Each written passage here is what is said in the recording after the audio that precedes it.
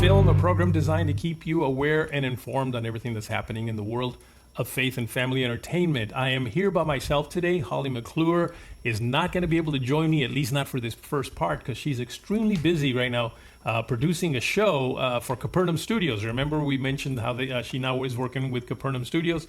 Well, she got so busy that she just said, I cannot join you for this first part, which always makes me nervous because I rely on her quite a bit on this, but I will do my best.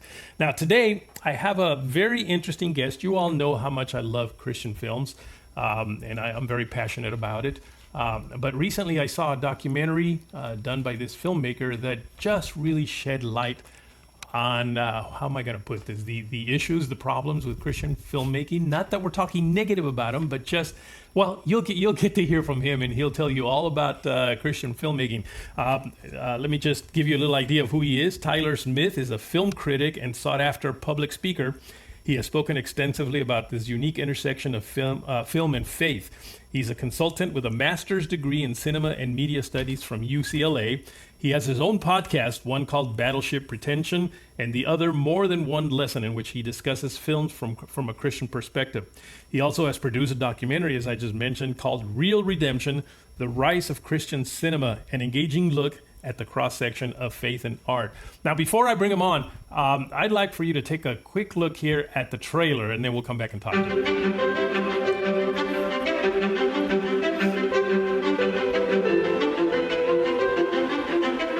The story of the church's relationship with Hollywood is long, complicated, and even a little melodramatic. This is my church! The Bible, of course, is terrific, but for millions of people, pictures will be their reference point for the story. While faith is a difficult concept to nail down visually, the impact of faith is not. I want to compare faith to running in a race. It's hard. To show God is to limit him. So when depicting God, the filmmaker has his work cut out for him. Yes, why do we have to have evil? I think it's something to do with free will. The intersection of faith and film is more active, more aggressive, and more alive than ever before. Why now?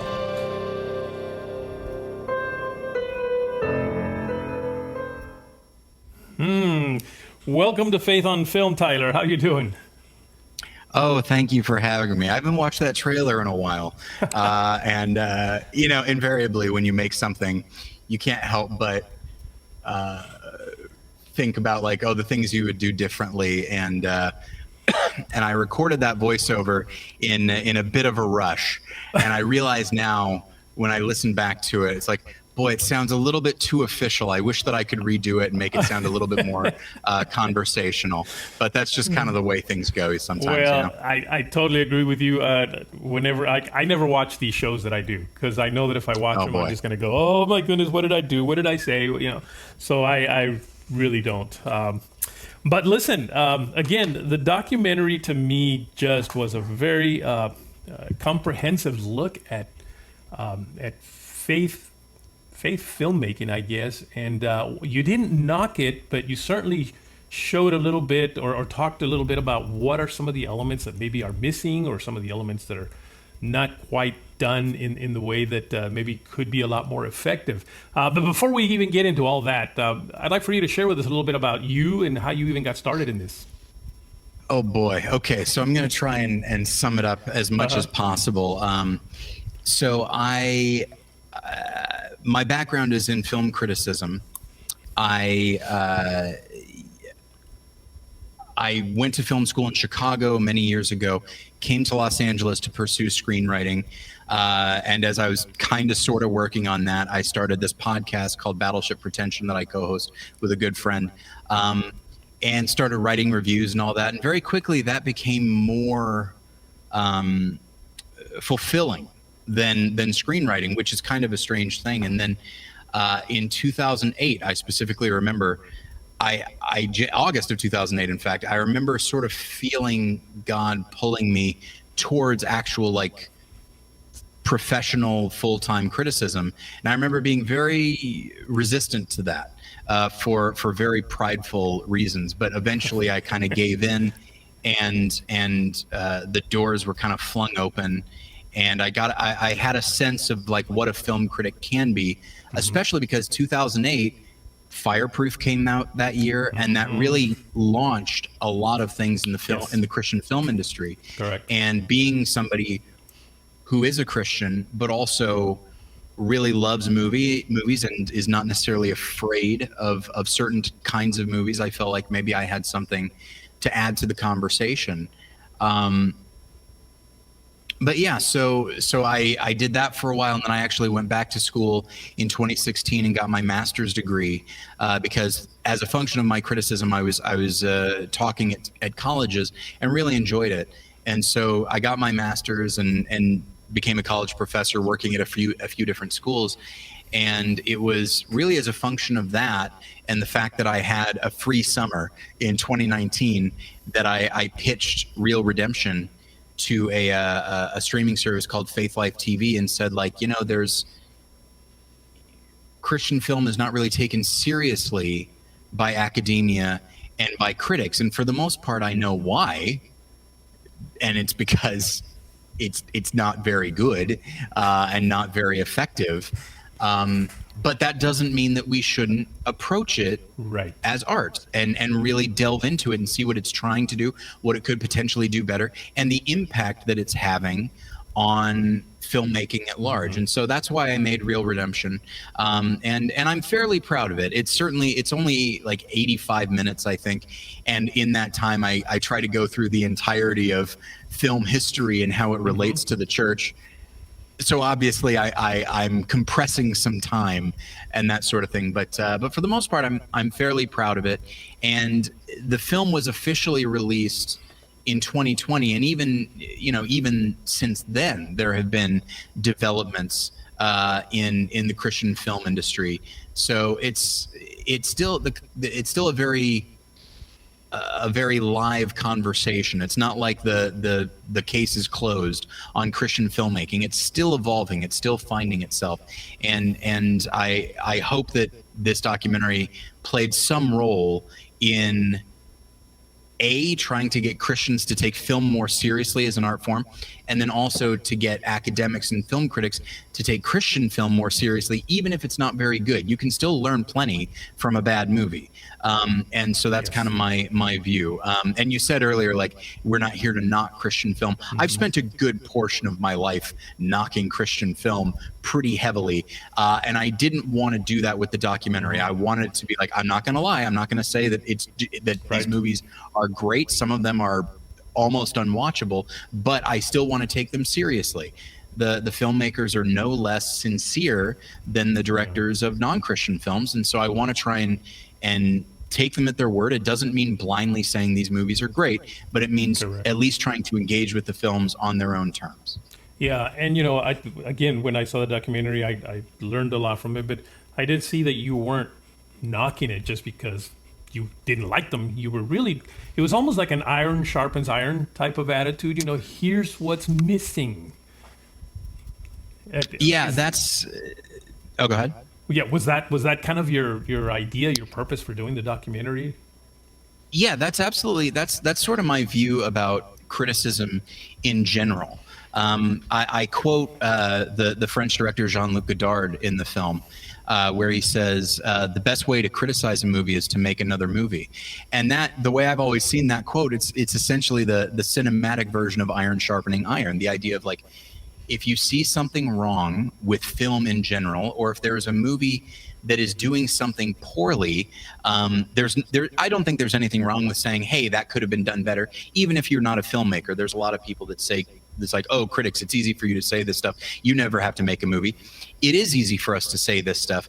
But at the same time, I think it's possible to say it and try to be constructive about it.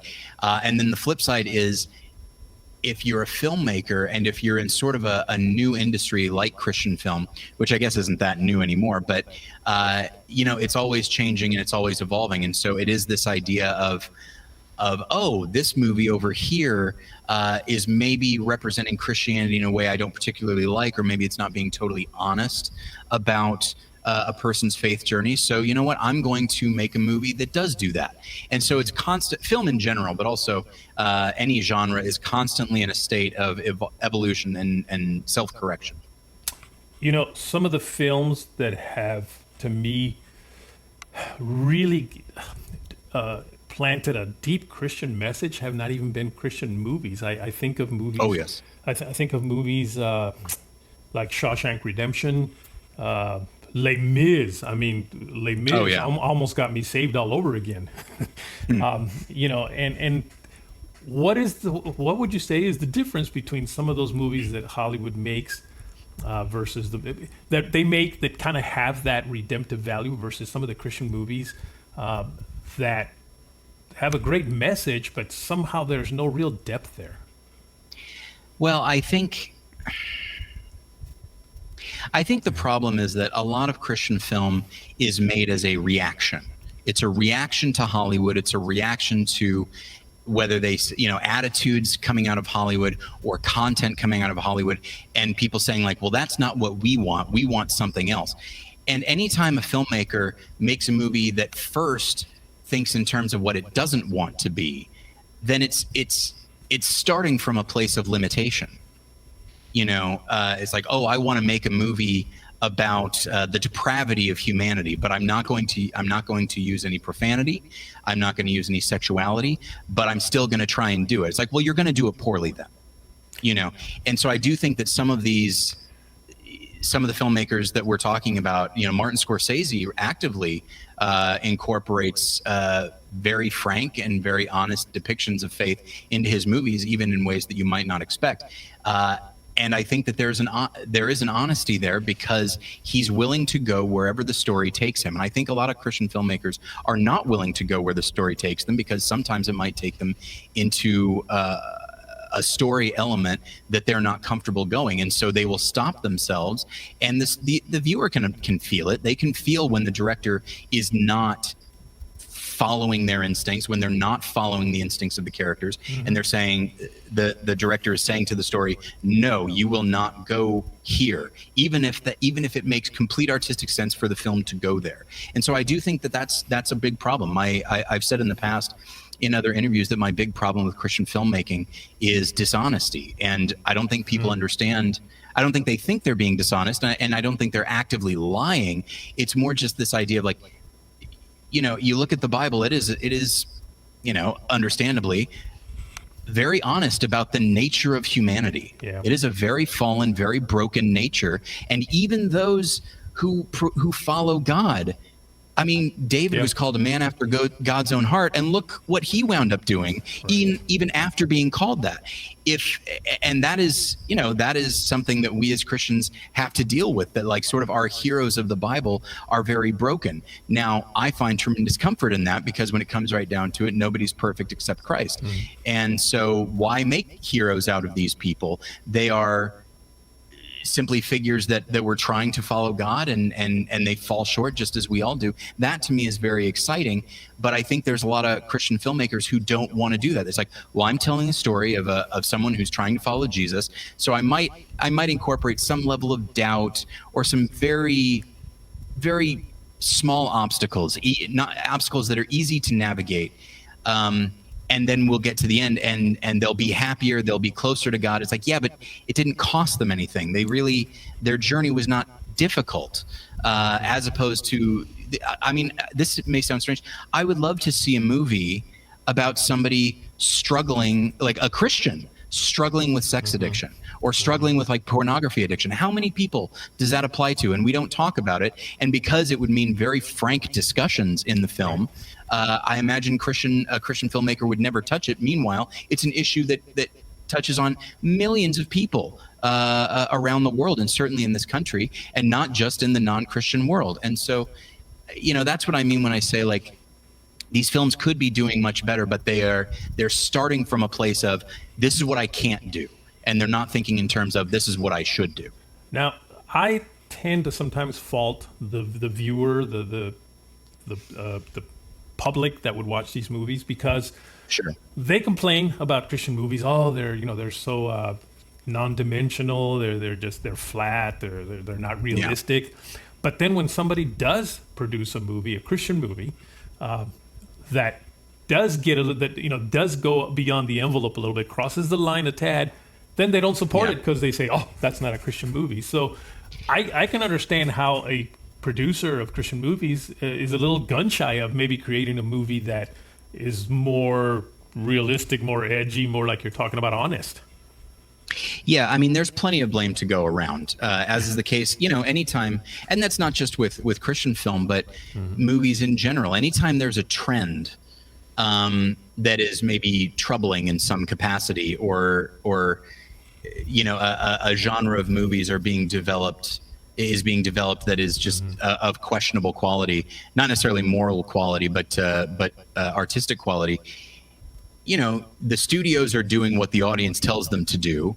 The audience is going to see it, but then there's also this idea of sometimes audiences, they go see stuff because it's the only stuff available. So everyone kind of shares the blame when it comes to mediocre filmmaking. And what it really takes is a filmmaker willing to take risks, a studio willing to take risks on that filmmaker and to heavily publicize the film, and then an audience willing to take a risk on a movie that they might not be comfortable with. But of course, there are a lot of steps there, and I don't think we're there quite yet. But eventually, everybody involved is going to be like, you know what, we need more. And eventually, I don't know where it's going to come from. I don't know if it's going to start with the audience, if it's going to start with filmmakers, but eventually someone's going to start the ball rolling, and everyone will be like, yeah, these need to be better. Yeah, and obviously, to me, Christian filmmaking is very, very important, because while in your documentary, by the way, you showed how Hollywood films used to have some good moral messages, but now they've just gone completely to the other side, if you will. And so I feel like unless somebody starts to create the type of movie, the type of content that at least brings us back to the more moral side of our culture, we're going to be lost. So I consider Christian filmmaking very, very important. Now, you talk about risk. I have a friend that recently took a pretty big risk, and I don't know if you're familiar with the movie Redeeming Love. I think that's what it's called, right? Yes, I'm familiar. I haven't seen it, but I'm familiar with it. Oh, I would highly recommend you see it. Now, that was a huge risk. It's literally a Bible story. I mean, it's a story of Hosea. Okay. That's DJ Caruso that directed that, right? You know what? I'm not sure, but I know. I think so. Now I don't recall. And it was out there. It was pretty edgy. I mean, if you read the story in the Bible, that's exactly what it is. But to see it in a movie, it seemed like it made people very uncomfortable, and a lot of the Christian leadership just really came out against it. I went to see it. I went to see it with my wife. It was definitely pushing the envelope quite a bit, but when the movie was over and I go to the bathroom, my wife goes to the bathroom, and she heard some ladies talking, a bunch of ladies that had gone to see it, and they just felt like that really touched them to see the first of all the love that this man had for this lady that was a prostitute and that just treated him so badly for a while, but yet he just felt that God had told him that was who he had to marry and be very faithful to her. So again, that's what I'm saying, that here the Christian leadership really came against it and probably still do. And yet it was somebody taking a risk to do just, what you said, to make a movie that's a lot more realistic and a lot more honest about the struggles that maybe this woman had. Yeah, I think I do think that a lot of it comes down to just maybe a larger issue. There is this attitude that film is only about entertainment, and and there's nothing wrong with entertaining film, by the way, but if film is only about entertainment, then the only thing that matters is it doing what I, the viewer, want? There's no real room for challenging. There's no real room for something that could be a little bit complex and require you, the viewer, to do some of the work to figure out what a film is actually saying. It's entirely possible that a film could be presenting its story a certain way, but just through some basic filmmaking and narrative cues, you get a sense, it's actually saying the exact opposite of what it would seem to be saying. Movies like Pulp Fiction, The Wolf of Wall Street, movies that are very violent, very profane, they've got some sexuality in them, and it would seem to glorify these things. But there are moments and there are bits of dialogue that suggest that the director is actually doing the exact opposite. And so, but that requires some level of literacy when it comes to film and the language of film. And it also means that you can't just sit back and let the movie happen to you. You have to engage with the film. And I think increasingly you have people who aren't willing to do that.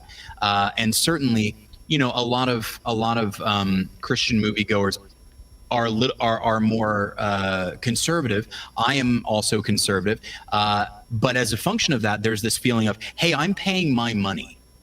And when I pay my money for something, I want to get what I paid for. And this movie, I'm paying to see something that tells me I'm right. I'm paying for something to affirm my beliefs, not challenge them in any capacity.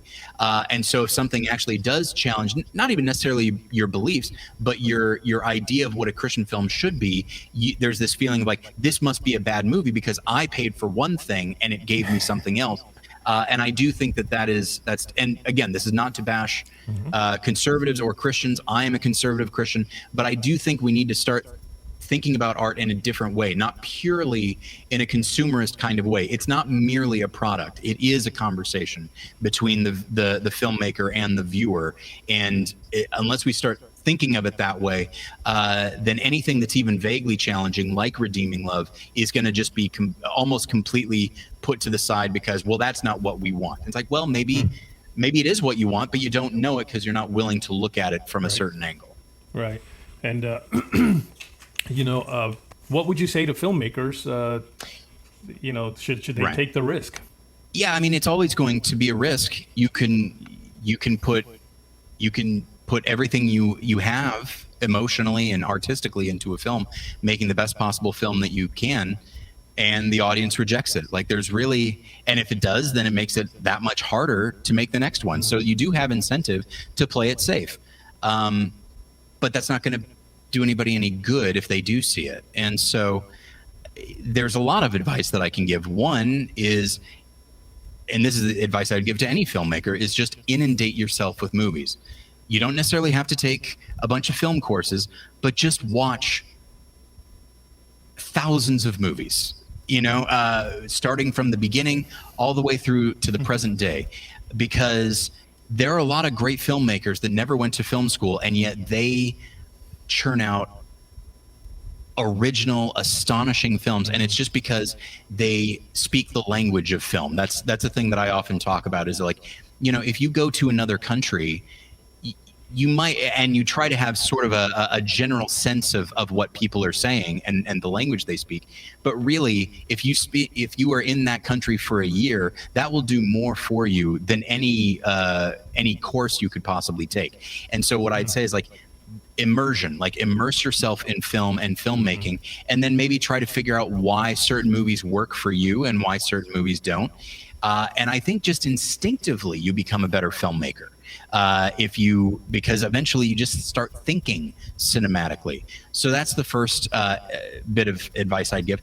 And the second is, certainly from a screenwriting standpoint, it might have been Ernest Hemingway who said, write drunk and edit sober. And the idea here being, when you're writing your first draft, put everything on the table, even stuff that you yourself would find horrible. Like, oh my gosh, I don't approve of this behavior. Well, if it feels organic to the character in the moment, just put it all out there. You can cut it back if you want. In fact, I would recommend it, but put it all out there first. You'd be shocked what will work, as opposed to, again, this idea of, even in the first draft, like, okay, I see the story heading this way, but I can't do that, so let's artificially steer it this other direction. So yeah, just put everything out there. A lot of it is just immerse yourself in the story you're telling. Immerse yourself in movie watching. Start talking. Surround yourself, not all the time, but surround yourself with movie people. People whose comments about a film can actually help you to understand the film better, even if you don't agree with them. A lot of these are very basic and very fundamental, and yet, based on people that I've talked to at like the International Christian Film Festival, where you and I go somewhat regularly, I always have a little table there selling my book and hawking my wares and all that sort of thing. And people always come up and I talk with them, and like I said, these bits of advice are very simple, very basic. But the reason that I'm saying them is because a lot of Christian filmmakers aren't doing them, and yet they still want to make movies. They understand how engaging film can be, either as a ministry tool or just as an artistic property, and yet they're not willing to actually engage with the film that's actually there. Once you do that, it will immediately change the way you make movies. Wow. So how can people watch this documentary? So this film is available on a couple of different streaming services. I would recommend, there's one called Rediscover Television. And the reason that I recommend that one is because I have a second documentary, which is called Valley of the Shadow, the spiritual value of horror. And that is also available on Rediscover. So you can see Real Redemption and Valley of the Shadow on Rediscover Television, along with a 20-minute little documentary that I did about Jurassic World and how there's a lot more going on in that movie than you might think. And then I also briefly had a movie review show on there. So if you enjoy me, then check out Rediscover Television, because I'm all over that place. Rediscover Television. All right. And then if people want to follow you, if they want to write you, where would they do that? You can, I'd say you can get me through my podcast, More Than One Lesson, which unfortunately, that podcast I don't update very much. I have twin 2-year-old boys. And once that happened, something had to get pushed to the side. And unfortunately, it was going to have to be that one, because my other podcast, Battleship Pretension, is just more popular and requires more of me, and it brings in money. More Than One Lesson was only ever a sort of a labor of love. So that I haven't updated that since March, but I do still. The website's still available. The podcast is still available, and you can email me through that, Tyler@morethanonelesson.com. You can follow me on Twitter @morelessons. So yeah, that's probably where people can get me. Fantastic. Well, I appreciate you taking the time. I know that you've been really busy. You teach, I believe, right? I do. I teach, and even though it's currently the summer, I'm teaching as part of this weird program where high school students from Europe come into Los Angeles, learn about film, and then in the evening they go take tours of different parts of the city and stuff. So that's what I'm doing at the moment. Well, thank you for taking the time to be with us. Plus, there's those 2-year-olds. They, of course, they take up a lot of my time. Of course. Now, folks, I did promise you that we would come back with Holly giving a review on a movie from Hollywood. But you know what, Tyler, you were just way too interesting. I took the entire show. We'll have Holly. We'll have Holly on the next one give us a review. It was a movie that just came out called Mrs. Harris Goes to Paris, and apparently it's okay for Christians to watch that movie. It's safe. So anyway, I just want to remind you folks that you can write us at faithonfilmtv@gmail.com. That's faithonfilmtv@gmail.com. And you can follow us, of course, on Facebook, Instagram, and Twitter at faithonfilmtv. And don't forget, you can check out a lot of our previous programs by going to YouTube and looking for Faith on Film TV. You'll be able to watch. I have over 120 shows there or something. So, Tyler, again, thank you. Thank you so much. This was a lot of fun. Terrific. Folks, we'll see you next week.